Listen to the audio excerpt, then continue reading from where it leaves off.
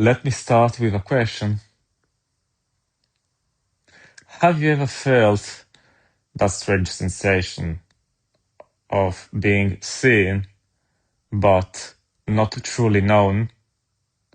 Like you're present, functioning, doing well, and yet something in you stays hidden.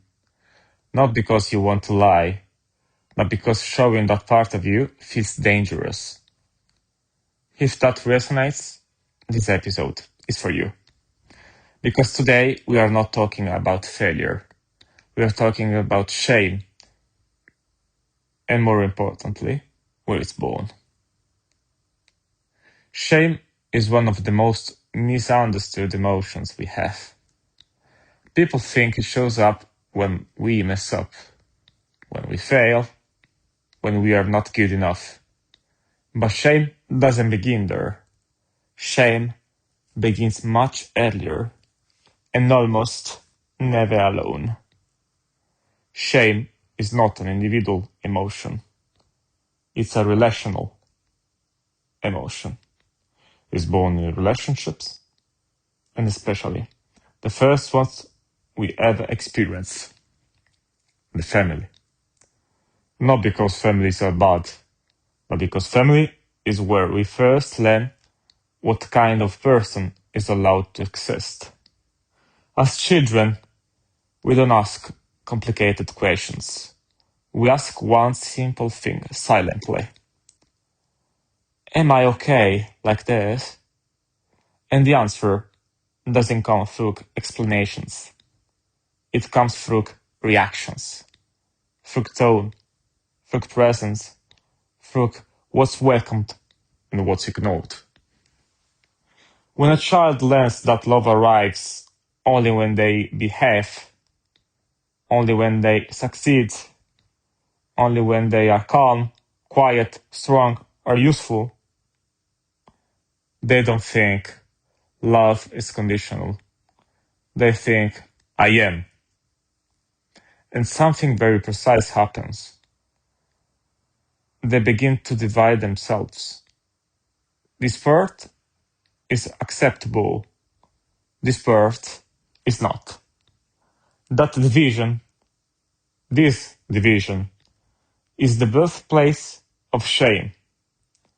Shame is not guilt. Guilt says, I did something wrong. Shame says, there is something wrong with me.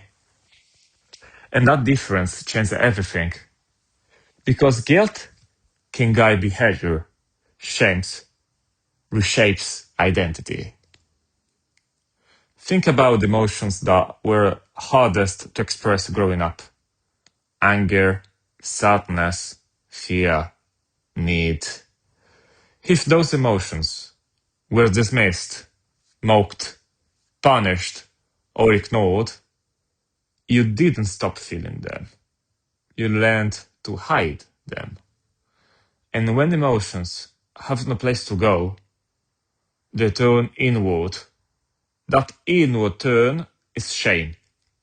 As adults, shame rarely announces itself. It doesn't scream, it whispers. It sounds like, don't be too much, don't need too much, don't get exposed. It shows up as perfectionism, as overthinking, as emotional distance, as the feeling of being an imposter, even when you're doing well. Here's the painful paradox. Shame once protected you. It helped you stay connected. It helped you survive emotionally. But what protected you then is what limits you now. Right now. Because shame doesn't just hide pain. It hides you.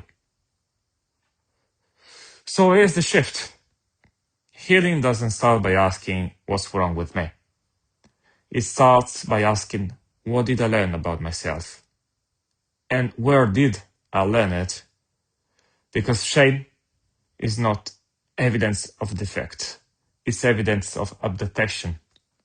At some point, it made sense.